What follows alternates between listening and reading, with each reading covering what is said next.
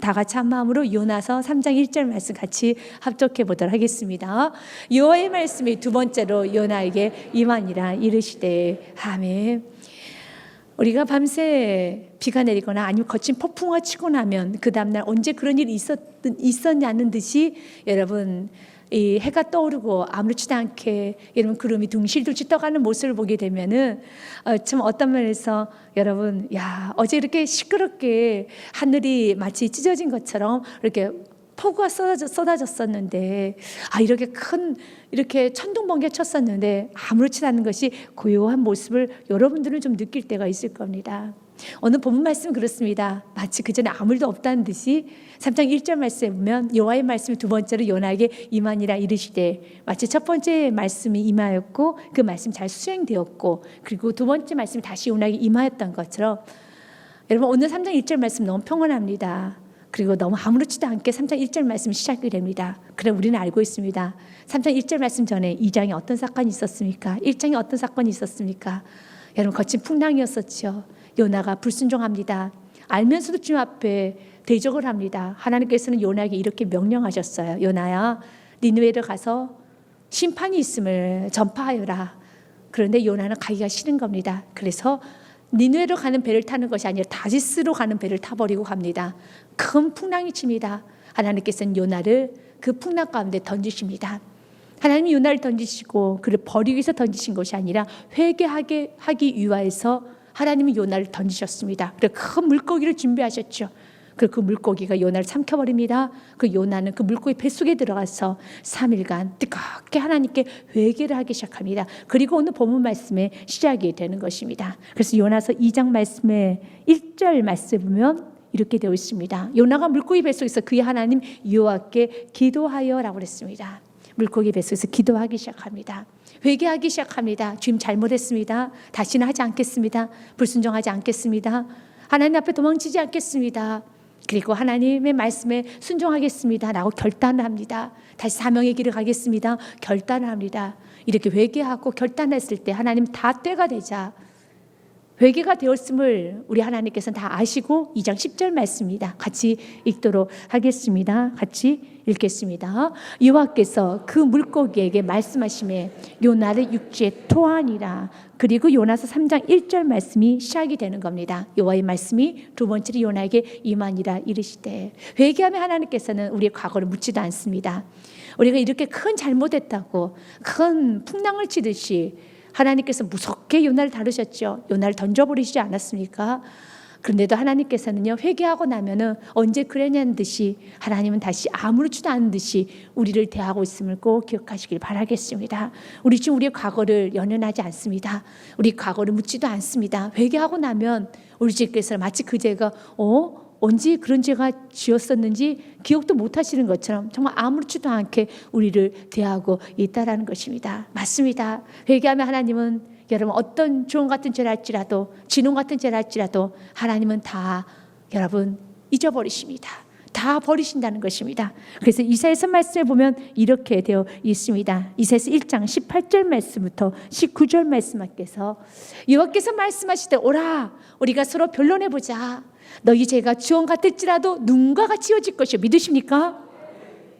어떻게 주홍이 눈처럼 하얘질 수 있겠습니까? 그러나 예수 그리스도 안에서는 십자가 안에서는 오늘 본문의 말씀 보십시오. 2장의 말씀을 읽고 1장의 말씀을 읽고 3장 말씀의 1절만 읽어보십시오. 어떻습니까? 아무렇지도 않게 마치 요나는 미션을 잘 수행하고 그냥 다시 여호와께서 요나에게 두 번째 말씀을 이르시니라 라고 하는 것처럼 아무렇지도 않게 하나님은 우리를 대하신다는 겁니다.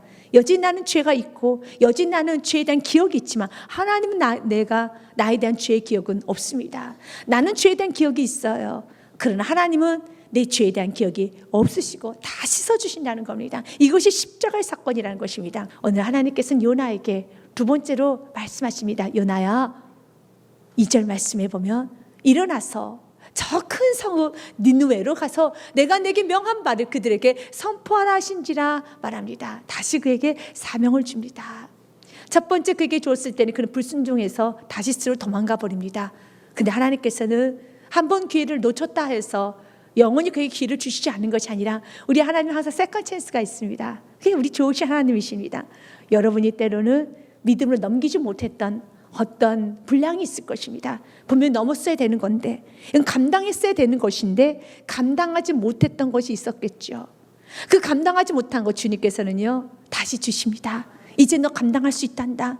이제 너 순종할 수 있단다. 이 부분을 너는 뛰어넘을 수 있단다. 올 한해는 작년에 감당하지 못한 부분이 있었다면 올 한해는 충분히 감당하고 뛰어넘으시기 바라겠습니다.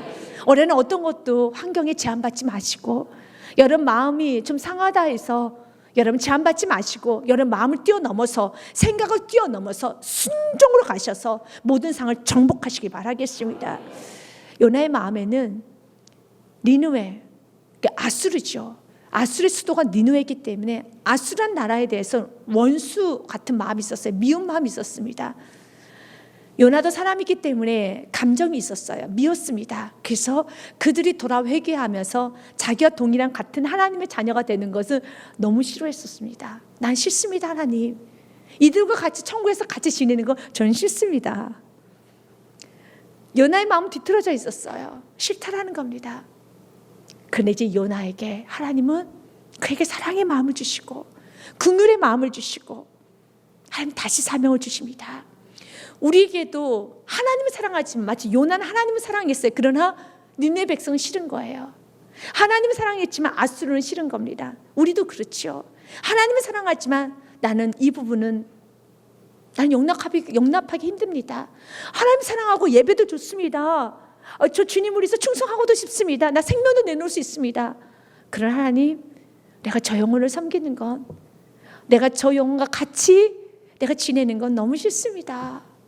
우리 주님께서는 올 한해 하나님을 사랑하지만 요나처럼, 또 하나님을 위해서 생명도 내놓겠다고 고백도 하지만 요나처럼, 또 하나님을 위해서 충성을 하기도 다짐도 하지만 요나처럼, 그러나 이 부분을 하기 싫어서 끝이 도망가는 부분이 있다면 우리 주님께서 다시 은혜로 감당할 수 있도록 기회를 주실 때 즐거이 감당해 보십시오.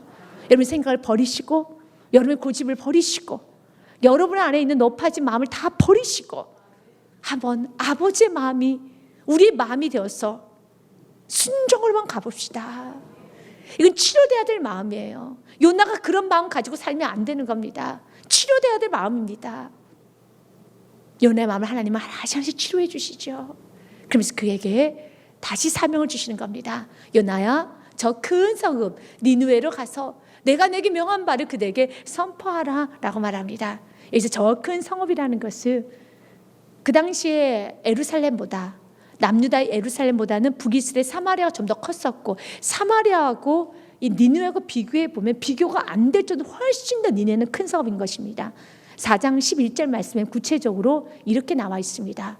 요나서 4장 11절 말씀에 하물며 이 큰 성읍 니느웨는 좌우를 분별하지 못하는 자가 12만 명이요. 이 좌우를 분별하지 못한다는 것은 7세 이하를 말합니다. 그러니까 7세 이하는 전체 인구의 5분의 1, 6분의 1 정도를 차지한다고 합니다. 그러면은 12만 명이라고 그랬습니다. 그러면 사마리아는 4만밖에 안 됩니다. 4만밖에 안 돼요. 북이스라엘이 가장 큰, 남유다보다 북이스라엘이 훨씬 더 큽니다. 북이스라엘 수도인 사마리아도 여러분 4만입니다. 그런데 여기 니느웨는 아기들만, 7세 이하 아이들만 12만 명입니다. 어떻습니까?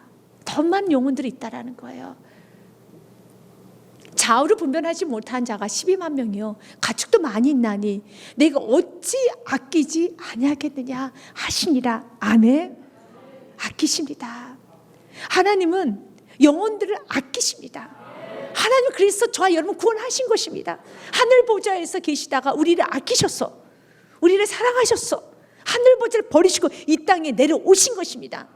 왜 하늘 보좌를 버리시고 이 미천한 우리들, 마치 요나가 보기에 저 아수르, 저 오랑캐 같은 저 몹쓸 인간들을 위해서 어떻게 이렇게 구원을 베푸십니까? 라고 말하는 것처럼 천사들도 하나님께 이렇게 말할 겁니다. 하나님, 저 무식하고 저 교만한 인간들을 무엇하려고 구원하시려고 세상에 하늘 보좌를 버리시고 이 땅에 내려오실 수가 있겠습니까?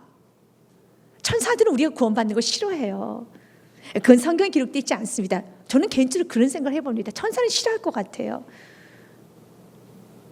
그러나 천사는 하나님의 수종드는 자기 때문에 하나님께서 원하신 일이라면 천사는 그대로 순종하죠. 그런 천사가 보기에 하나님께 너무 인간이 교만하고 거만하고 그러니 천사도 싫겠다는 마음이 들지 않겠습니까? 근데 하나님께서 하늘 보좌를 버리시고 내려가신다니 얼마나 천사들이 여러분 슬프겠어요. 정말 슬프죠. 해도 웁니다. 여러분 모든 산천 초목도 다 울어요. 우리를 구원하시기 위해서 모든 대가를 치시는 이 땅에 오신 예수 그리스도의 모습을 보며 해도 빛을 잃어버립니다. 오늘 너무 기분 나쁘다 해도 빛을 잃어버려요. 초목도 고개를 다 숙입니다. 웁니다. 그럼 이렇게 이 일을 왜 하십니까? 오늘 말씀의 답이에요. 내가 어찌 아끼지 아니하겠느냐. 우리 주님은 우리를 아끼십니다. 우리의 영혼을 아끼십니다. 나를 아끼셨기 때문에 이 땅에 오셔서 나를 구원하신 것처럼 나만 아끼신 것이 아니라 사랑하는 여러분 기억하십시오. 저 영혼도 아끼세요. 저렇게 좀 요나가 보기에는 좀 모자라 보이고 몹쓸게 보이는 저 사람도 하나님은 아끼신다는 겁니다. 하나님 아끼지 아니하신 분이 없습니다. 그래서 우리가 예레미야 예감 말씀에 보면은 3장 31절과 33절 말씀까지 보면 귀한 말씀이 있습니다. 이는 주께서 영원하도록 버리지 아니할 것이며 아멘. 버리지 않습니다. 32절 말씀도 같이 읽습니다. 그가 비록 근심하게 하시나 그의 풍부한 인자하심에 따라 긍휼히 여기심을 것임이라. 아멘. 근심하죠. 인간이 죄를 저지르고 인간이 교만하며 인간이 거만한데 하나님은 근심이 한가득입니다. 또한 거부까지도 합니다. 그럼에도 불구하고 그의 풍부한 인자심에 따라 오늘도 긍휼을 베풀어 주십니다. 오늘도 우리 지금 긍휼이 다가오십니다. 마치 그 주님의 긍휼로 요나를 살려주신 것처럼 주님의 긍휼로 니느웨 백성들을 살려주신 것처럼 주님께 관심도 갖지 아니하고 오직 세상 정욕과 이런 방탕에만 살아가던 그 영혼을 오늘 또 긍휼히 여겨주십니다. 그래서 23절 말씀에 33절 말씀을 같이 읽겠습니다. 시작. 주께서 인생으로 고생하게 하시며 근심하게 하시면 본심이 아니시로다. 아멘. 인간의 죄 때문에 우리는 고생을 하는 거예요. 왜 우리가 질병의 고통을 받습니까? 왜 우리가 자연으로부터 재해를 받습니까? 왜 여러 가지 사건 사고를 경험합니까? 인간의 욕심 때문에 그렇죠. 가면 갈수록 이상한 현상들이 많이 일어나죠. 그래서 이것을 자연재해라고 하죠. 왜 자연재해가 이런 이상한 일이 일어납니까? 인간의 욕심으로 자연을 훼손하였기 때문에 우리가 심은 걸 거두고 있는 거예요. 욕심으로 심었던 걸 거두는 것이고 죄를 심었던 걸 거두는 것이고 이기적으로 살았던 걸 거두는 것입니다. 그럼 인간들은 아파하죠.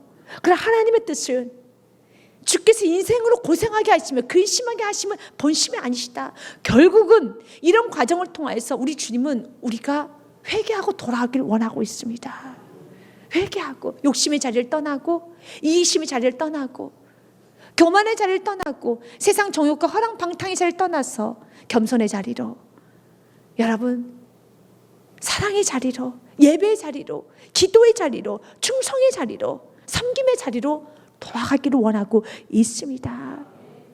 그러면서 하나님께서는 니느웨는 큰 성읍이야. 가서 그들에게 선포하라. 뭘 선포해야 됩니까? 심판을 선포해야 되죠. 3절 말씀에 되어 있습니다. 같이 읽겠습니다. 시작.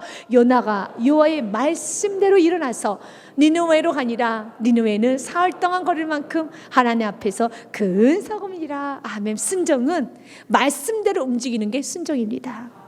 과거 요나는 말씀대로 움직이지 않았습니다. 니느웨로 가라 했더니 세상에 다시스로 가버립니다. 기도하라 했더니 기도하지 않습니다. 예배하라고 권면했더니 예배하지 않습니다. 지금은 겸손하게 살아야 될 때입니다. 겸손해야 될 때입니다. 라고 권했는데 겸손하지 않습니다. 귀 둥으로 듣습니다. 권면의 말을 한 귀로 듣고 한 귀로 흘려버리고 귀 둥으로 듣습니다. 듣지를 않아요. 그래서 순종은 듣는 겁니다. 요나가 왜 이렇게 바뀌었습니까? 우리 요나가 달라졌어요. 왜 달라졌을까요? 여러분 풍랑 속에 들어가서 나왔더니 물고기 뱃속에 한번 들어갔다 나왔더니 이렇게 달라졌어요.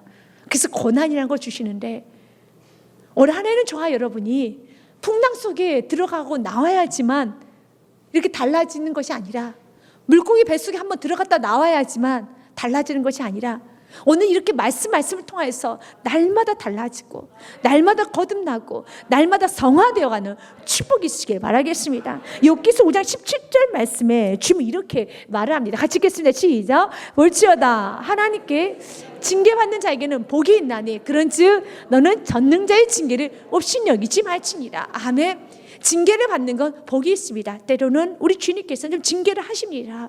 때로는 우리의 발을 좀 묶으실 때도 있고 우리에게 조금 마음이 좀 상한 환경이 좀 주어질 때도 있어요. 그러나 우리가 좀 기억해야 될 것은 하나님 보시기에는 징계예요. 그런데 인간은 여러분 아주 이상한 특징이 있다고 그랬죠. 그것은 장점이기도 하고 단점이기도 한다고 하지 않았습니까? 무엇입니까? 적응력이 너무 빨라요. 하나님 보신 징계인데 그 징계조차도 잘 이겨가서 아무렇지도 않게 살아가는 거예요. 난 너에게 징계를 줬는데 이건 아픈 일을 줬는데 아프면 울면서 회개하며 철저히 돌아와야 되는데 아픈 일을 줬는데도 아픔으로 느끼질 않는다는 거예요. 올해는 우리 모두가 날마다 말씀을 통해서도 강력하게 아픔을 느껴서 통해 자복할 수밖에 없는 은혜가 임하고 매 순간순간마다 하나님의 관여하심구나. 하나님께서 내가 좀 흐트러져서 다시 좀 예배를 좀 추스리라는 뜻이구나. 이렇게 매 순간순간마다 느낄 수 있는 감각이 살아있을 수 있는 은혜가 있으시길 바라겠습니다. 오늘 요나에게 하나님은 말씀하십니다. 그 말씀 그대로 일어나서 니느웨로 가니라. 니느웨는 사흘 동안 걸을 만큼 하나님 앞에 큰 성읍이더라. 순종합니다. 이제는 요나는 뒷걸음질치도 도망가지도 불순종하지도 않습니다. 순종만 합니다. 그리고 말씀대로 그가 전하기 시작합니다. 4절 말씀에 보면 요나가 그 성읍에 들어가서 하루 동안 다니며 외쳐 이르되 40일이 지나면 니느웨가 무너지라 하였더니 그 말씀을 그대로 전합니다. 그때 그 말씀을 들었던 니느웨 백성들이 5절, 6절, 7절, 8절, 9절 말씀까지가 바로 니느웨 백성들의 변화되어가는 모습, 회개의 장면이 기록되어 있습니다. 먼저 5절부터 읽겠습니다. 같이 읽겠습니다. 시작. 니느웨 사람들이 하나님을 믿고 금식을 선포하고 높고 낮은 자를 막론하고 굵은 베옷을 입은지라. 아멘. 여러분 심판이 있을 것입니다라는 메시지를 전하자 니느웨 사람들이 하나님을 믿었어요. 그리고 금식을 선포하며 높은 자나 낮은 자를 막론하고 굵은 베옷을 입었다는 것은 자기 자신이 잘못했습니다. 자신은 정말 지푸레기 같은 자입니다. 철저하게 자기 자신 낮출 때 베옷을 입어요. 화려한 의복을 다 벗고 평상복을 다 벗고 베옷을 입고 나는 죄인입니다. 나는 천한 자입니다. 나는 추한 자입니다. 나는 죄가 있는 자입니다. 이러면 구원받아요. 이렇게 회개하면 구원받는 것입니다.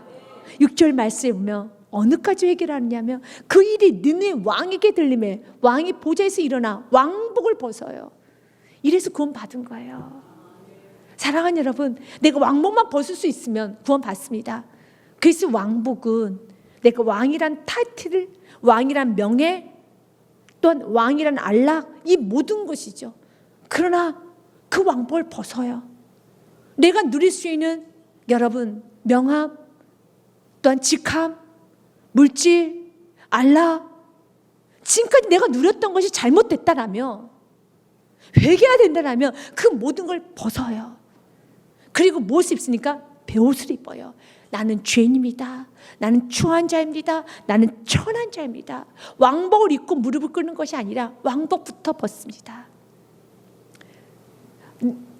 요나가 전한 그 말 한마디에 니느웨 사람들은 이렇게 바뀌어져요. 세상에 이렇게 한마디 말에 변화되는 사람이 있어요? 있습니다. 사도 바울도 예수를 만나고 그가 가지고 있던 학문의 옷을 벗었고 명예의 옷을 벗었고 욕망의 옷을 벗었고 자기 자랑의 옷을 벗었고 세상 정의 옷을 다 벗고 예수 그리스도의 종이 되지 않았습니까? 맞습니다. 여러분도 예수 그리스도를 만나고 난 후에는 우리도 왕복을 벗죠. 이제는 우리는 구속한 예수 그리스도만 보이게 되죠. 이게 왕복을 벗는 거예요. 이것이 회개입니다. 회개는 왕복부터 벗어야 되는 겁니다. 지금까지 내가 살았던 모든 삶을 다 제로로 만드는 겁니다. 여기서 덧대는 게 아니라 그래도 이거는 괜찮은데 이분만 고쳐야 되는 거 아닙니다. 주님, 나는 죄인입니다. 이제 주인의 자리에 내려와서 철저히 종의 자리로 가는 겁니다. 신분이 바뀌는 거예요. 왕이란 그 신분에서 천한 자의 신분으로 바뀌는 겁니다. 내가 주인의 자리에서 이제는 나는 종의 위치로 바뀌는 겁니다. 그것이 회개입니다. 그래서 예수님께서 마태복음에 이런 말씀을 좀 하셨어요. 유대인들에게 하는 말입니다. 그리고 동일하게 저와 여러분에게도 하는 말이죠.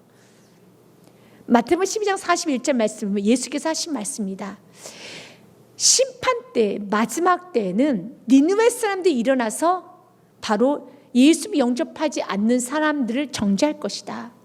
왜냐하면 심판 때 니느웨 사람들이 일어나 이 세대를 정죄하리니 이는 그들이 요나의 전도를 듣고도 회개하였음이거니와 요나보다 더 큰 이가 여기 있으며라고 그랬습니다. 요나보다 더 큰 이가 누구입니까? 예수 그리스도죠. 아니, 요나의 말 한마디 듣고 저 니느웨 백성들 회개를 했는데 요나보다 더 큰 이 예수 그리스도가 전하는 그 복음을 듣고도 회개하지 않았다면 너희들은 변명 핑계할 이유가 없다는 것입니다. 누가 정죄하느냐? 니느웨 사람들이, 바로 요나서 3장에 있는 그 니느웨 사람들이 예수님을 거부한, 나는 예수님 몰랐는데요 라고 말하는, 예수님 영접하지 아니한, 회개하지 아니한 그 영혼들, 왕복 벗지 아니하고 여전히 세상 정의 옷을 그대로 입고 내 것을 그대로 취한 상태에서 예수님 만나려고 하는 그 영혼들 향해서 니느웨 사람들이 정죄할 거라는 겁니다. 예수님이 전하셨는데, 이건 동일하게 유대인들에게 하는 말이고 우리에게도 하는 말입니다. 한마디 전했어요. 오늘 본문 말씀에 보면은 요나가 니느웨 사람들에게 한마디 전하죠. 요나가 그 성읍에 들어가서 하루 동안 다니면서 이르되 40일이 지나면 니느웨가 무너지리라. 그 한마디에 일단 하루 전했습니다. 하루 전하고 그 한마디 앞에 전체가 다 회개를 해요.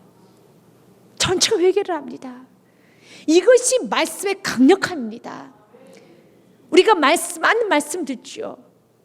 우리 이런 모든 말씀 들을 수 있는 은혜지만 이 말씀 앞에서 여전히 우리가 강해져 있다면, 여전히 우리가 완고해져 있고 후들어지지 않았다면, 회개하지 못하고 있다라면 니느웨 사람들이 일어나서 나를 정죄할 거라는 겁니다.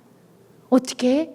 이런 신구약의 말씀을 듣고 너희들은 회개하지 아니할 수 있겠느냐?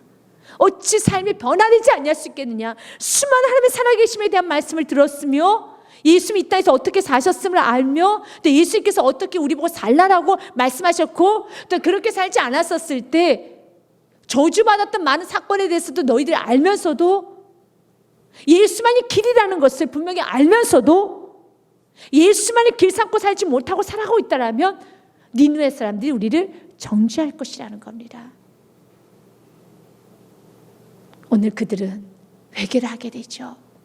그래서 하나님, 내가 하나님 말씀을 들을 때 니느웨 사람들 같은 그런 심령이 되게 하여 주시사 하나님 말씀을 듣자 하나님 곧바로 회개할 수 있는, 오늘 하루 입었던 또한 세상의 옷을 또한 벗어낼 수 있는, 우리 예수님께서도 말씀하셨잖아요. 너희가 이미 목욕을 하였으면 날마다 발을 씻어야 되는 것처럼 우리가 오늘 하루의 삶을 살아가면서 우리가 또 입었던 욕심의 옷들을, 또 우리가 또 걱정 근심의 옷들을, 우리 안에 있는 불안과 두려움의 옷들을, 우리 안에 있는 여러 가지 조급함의 옷들을 날마다 말씀을 들으면 하루를 넘기는 것이 아니라 벗어버려야죠. 예수님이 나에게 말씀하신 그 말씀을 듣고 내가 벗지 못한다면 요나가 전하는 게 아니에요. 지금 우리는 마치 하나님과 직통으로 우리는 이 말씀을 듣고 있어요. 거쳐 들을 게 없습니다. 이 말씀을 듣고도 우리가 옷을 벗지 못하고 있다면 니느웨 사람들이 우리를 정죄할 것이다 라고 말합니다. 그러면서 니느웨 왕은 그 소리를 듣자 왕이 보좌에서 내려옵니다. 보좌에서 일어나 왕복을 벗고 굵은 베옷을 입고 어디에 앉으냐면 왕의 보좌에서 내려와서 제위에 앉습니다. 제위에 앉는다는 것은 난 죄인입니다. 왕은 그렇게 할 수가 없어요. 그런데 왕이 그렇게 하니 왕을 따르는 모든 백성 다 제위에 앉아요. 그래서 먼저 믿는 자는 참 축복과 특권은 또 가정의 지도자, 뭐 아버지, 또 어머니, 또한 여러분 좀 어른. 내가 부모라는 특권, 내가 어른이라는 특권은 내 자녀들에게 좋은 믿음의 유산을 남길 수 있는 귀한 특권이 있어요. 왕이 왕복을 벗고 제위에 앉으니 자녀들이 제위에 앉지요. 자녀들도 옷을 벗기 시작하죠. 그래서 부모부터 벗어야 돼요. 오늘 니네 왕이 왕복을 벗고 굵은 베옷을 입고 제위에 앉으니라. 7절과 8절 말씀에 왕과 그의 대신들이 조소를 내려 니느웨에 선포하여 이르되 사람이나 짐승이나 소떼나 양떼나 아무것도 입에 들이지 말지니 곧 먹지도 말 것이요 물도 마시지 말 것이며 짐승조차에게도 금합니다. 짐승 너희들도 회개해. 너희들도 금해.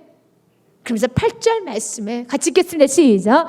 사람이든지 짐승이든지 다 굵은 베옷을 입을 것이요 힘써 하나님께 부르짖을 것이며 각기 악한 길과 손으로 행한 강포에서 떠날 것이니라. 아멘. 힘써 하나님께 부르짖자. 무슨 옷을 입고요? 왕복이 아닌 베옷을 입고. 베옷의 상징 내가 죄인입니다로 고백하는 겁니다. 내가 죄인입니다 고백하며 주님께 힘써 부르짖자. 이게 회개예요. 회개가 무엇인지를 정확하게 보여주는 겁니다. 회개는 여러분 내가 지금까지 살았던 내 모든 익숙했던 모든 것을 벗어버리고 그리고 힘써 주님을 찾는 겁니다. 죽을 힘을 다해 찾는 겁니다. 하나님은 니느웨 사람들을 긍휼히 여겨주셨어요. 이렇게 그들 회개할 수 있는 것도 아버지의 은혜인 겁니다. 회개는 이렇게 힘써서 부르짖고 싶어도 부를 수 없는 게 우리 인간이죠.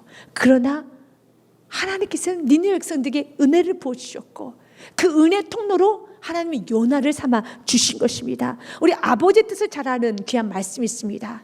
에스겔서 말씀. 이것은 저와 여러분에게도 하는 말씀입니다. 같이 33장 11절 말씀 같이 읽겠습니다. 너는 그들에게 말하라. 주 여호와의 말씀이니라. 나의 삶을 두고 맹세하노니 나는 악인이 죽는 것을 기뻐하지 아니하고 악인이 그의 길에서 돌이켜 떠나 사는 것을 기뻐하노라. 이스라엘 족속아 돌이키고 돌이키라. 너희 악한 길에서 떠나라. 어찌 죽고자 하느냐 하셨다 하라 하매 우리 하나님은 우리가 돌이키고 우리가 다시 회복되는 걸 너무 기뻐하십니다.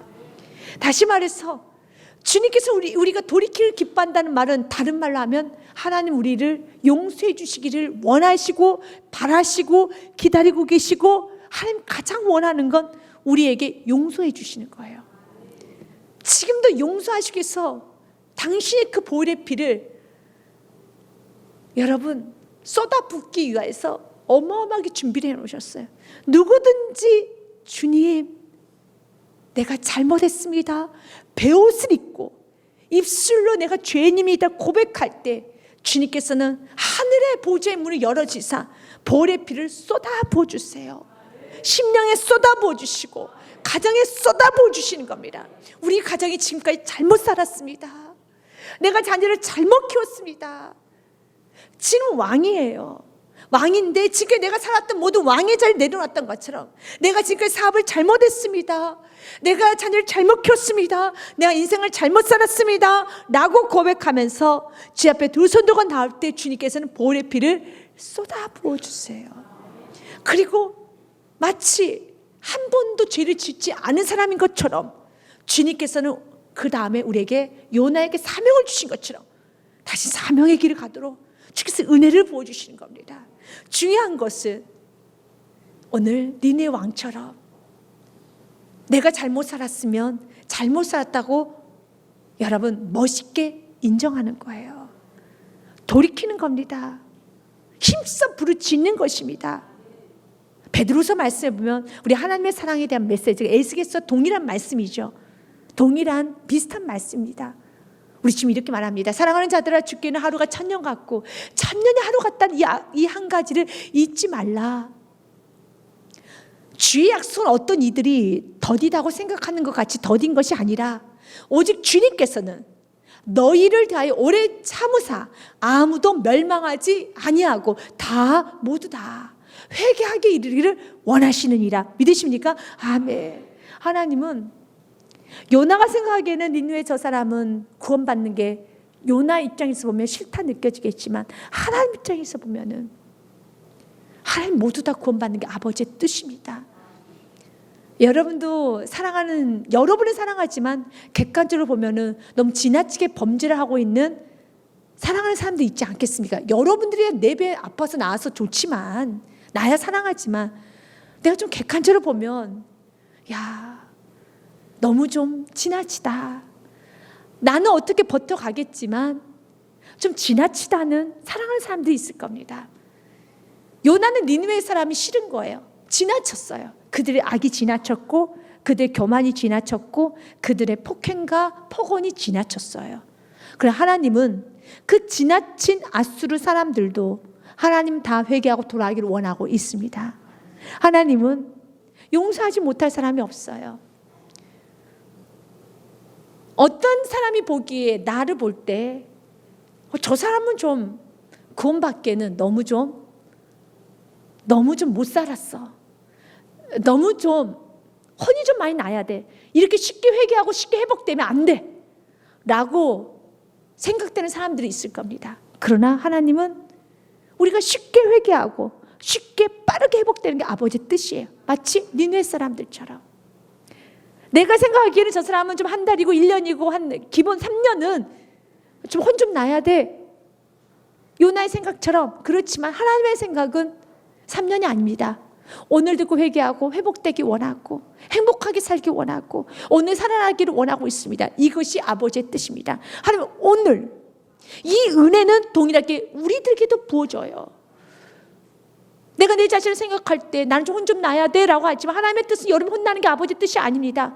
오늘 회개하고 오늘 주의 앞에 나오고 오늘 모든 것이 회복되어서 오늘 살아나는 거, 오늘 모든 것이 다시 회복되는 거, 이것이 아버지의 뜻입니다. 여러분 잘 아는 민수기 사건에 보면 21장 사건에 보면은 이스라엘 백성들 여러분들은 어떻게 생각합니까? 요나 같은 마음이 우리에게도 슬그머니 들어와서 야 이스라엘 백성들 해도 너무한다 라는 생각이 살짝 들 때가 있을 겁니다.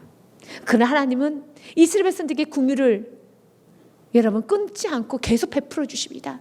우리에게도 긍휼을 베풀어 주신 것처럼 주님께서 이런 말씀을 들으면서 나는 너가 회복되기를 오늘이라도 다시 살아나기를 우리 하나님 원하고 바라고 기도하고 계셔요. 하나님 원하시고 계십니다.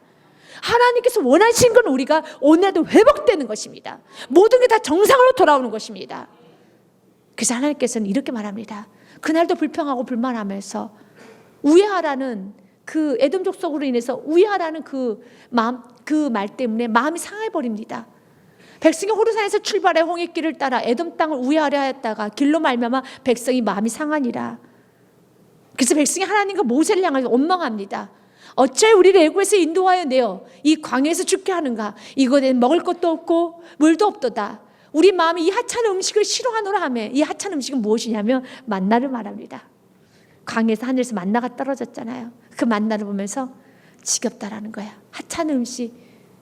이거는 좀 좋게 표현한 것이지 이 많은 불평과 입에 담지 못할 여러분 저주스러운 말을 쏟아내버렸어요.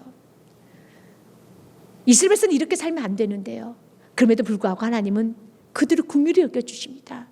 모세를 통해서 그들의 긍휼이 임했습니다. 그래서 하나님께서 이렇게 말합니다. 모세에게 여호와께서 말씀합니다. 여호와께서 모세에게 이르시되 불뱀을 만들어 장대 위에 매달아라. 물린 자마다 그것을 보면 살리라. 아멘. 이게 말씀이에요. 그러면 이대로 하면 살아납니다. 9절 말씀 같이 읽습니다. 시작. 모세가 노뱀을 만들어 장대 위에 다녀 뱀에게 물린 자가 노뱀을 쳐다본즉 모두 살더라. 아멘. 쳐다보면 삽니다.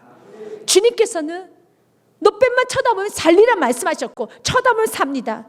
내가 왕복을 벗고 오늘 내가 익숙했던 모든 삶을 다 벗어버리고 날마다 제 옷을 입듯이 배옷을 입듯이 주께서 원하시는 옷을 입고 예배 옷을 입고 기도 옷을 입고 감사의 옷을 입고 기쁨의 옷을 입고 찬양의 옷을 입고 내가 날마다 하루하루 내가 살아갈 때 살아납니다. 모든 게 다 살아납니다. 그러면은 살리라. 말씀 그대로요. 노뱀을 쳐다본 중 모두 살더라. 이게 성경에 기록되어 있잖아요. 여기 교우님들 중에서도 말씀 그대로 붙잡고 살아난 가정들이 너무 많습니다. 살아난 인생이 너무 많습니다. 그러나 동일하게 이 말씀을 듣고도 한편으로는 의심, 또 한편으로는 입었다 벗었다 해서 갈등 가운데 살아난 것 같지만 여전히 살지 못하는 그런 가정들도 있습니다. 살아나십시오. 살아날 수 있는 길은 쳐다보면 살아납니다. 오늘 이들처럼 회개하면 살아납니다. 다 살아났어요. 이들처럼만 회개하면 됩니다. 이들처럼 배옷을 입으면 됩니다. 왕의 자리 내려와서 지금까지 내가 살았던 모든 자존심, 내 모든 욕심, 내 생각 다 벗어버리고 왕의 보좌 내려오는 거 어렵죠. 그러나 또 내려오면 어렵지도 않습니다. 죽겠는데요. 살고 봐야 되지 않겠습니까? 내려와야죠. 지금까지 여러분이 살아왔던 여러분 삶에 실패를 하셨다라면 과감하게 이 인생의 노선을 바꿔야 되는 거예요. 과감하게 바꾸셔야 되는 겁니다. 여전히 바꿀까 말까 고민하는 것이 아니라 과감하게 바꾸세요. 과감하게 바꾸셔서 주님의 뜻대로 한번 가보십시오. 놀라운 역사가 일어남을 믿으시길 바라겠습니다. 과감하게 바꾸셔야 되는 겁니다. 이들이 과감하게 바꾸잖아요. 이게 용기고 이것이 멋진 인생이에요. 인생은 이렇게 살아야 되는 것입니다. 그들에게 말합니다.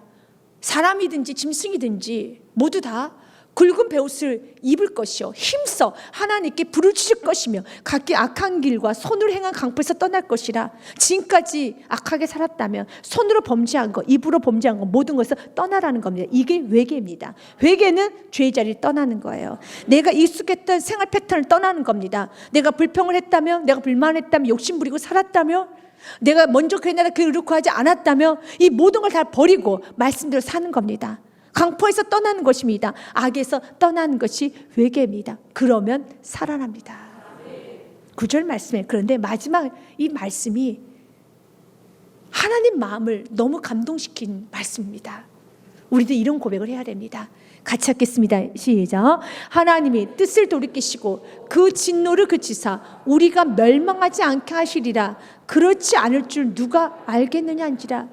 나 회개했으니 하나님은 당연히 나를 용서해 주셔야 되지요 라고 말하는 것이 아니라 회개는 우리가 하지만 용서는 하나님께 맡기는 겁니다.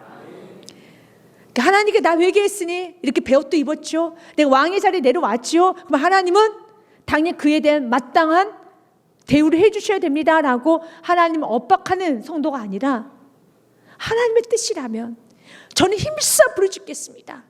하나님의 뜻이라면 해 주시옵소서. 당연히 요구하는 것이 아니라 주님께서 뜻을 돌이키시고 그 진노를 그치사 우리가 멸망하지 않게 하시리라. 그렇지 않을 줄 누가 알겠니? 그건 하나님의 소관이야. 행위를 내세우지 않았다는 거예요. 내가 회개했다라는 자신의 행위와 자신의 공로를 내세우는 것이 아니라 이건 아버지의 뜻이지. 참 너무 예쁜 마음이죠. 다니엘도 이런 마음을 가졌습니다. 다니엘서의 말씀에 9장 18절 말씀에 이렇게 고백합니다. 우리 같이 천천히 읽도록 하겠습니다.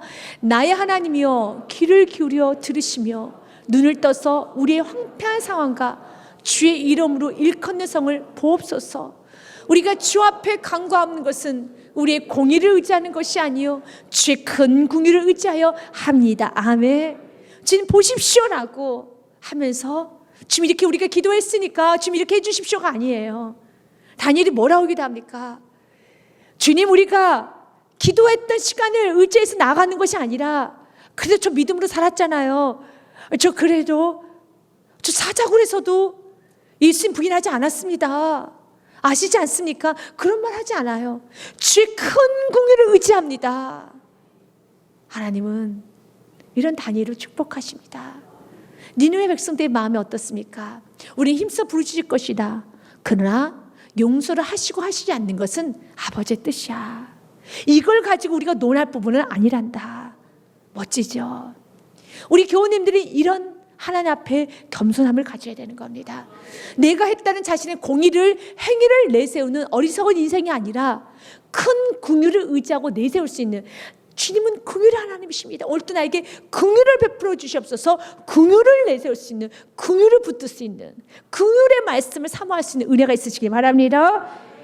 시편 말씀 보면 117편 2절 말과 시편 40편 말씀에 이렇게 되어 있습니다. 같이 시편 117편 말씀 2절 말씀 같이 읽겠습니다. 우리가에게 향하신 여호와의 인자하심이 크시고 여호와의 진실하심이 영원하미로다. 할렐루야. 아멘. 이 말씀 붙들라는 거예요. 자신의 행위를 내세우는 것이 아니라 주님 우리에게 향하신 여호와의 인자하심 너무 크십니다. 감사합니다. 주님의 진실하심 영원하십니다. 할렐루야 하며 외쳐야 된다는 것입니다. 우리 주님의 인자와 긍휼은 넘쳐납니다. 아침마다 새로움을 믿으시길 바라겠습니다. 에레미야 33장 2절과 3절 말씀으로 오늘 모든 말씀을 마무리하도록 하겠습니다. 같이 읽겠습니다. 여호와의 인자와 긍휼이 무궁하심으로 우리가 진멸되지 아니합니다. 같이 읽겠습니다. 이것들이 아침마다 새로우니 주의 성실하심이 크시도소이다. 아멘. 아침마다 새로워요. 어제도 충분히 긍휼이 있었죠. 그러나 오늘 또 충분히 긍휼이 있어. 오늘 수요일까지 오시지 않았습니까? 기대하십시오. 내일도 긍휼이 있습니다. 아침마다 주면 긍휼이 넘치시고 아침마다 새로우셔서 주의 성실하심이 크시도소이다. 아멘. 우리 주님께서는 아침마다 우리에게 다가오셔서 인자와 긍휼을 베풀어 주십니다. 날마다 니느웨 사람들처럼 또 요나처럼 회개해서 이제는 순종의 자리로, 니느웨 사람들처럼 회개해서 이제 결단과 순종의 자리로 날마다 갈 수 있는 복의 복이 여러분 삶에 충만하시길 주님의 이름으로 축복드립니다. 주께 말씀 드리겠습니다.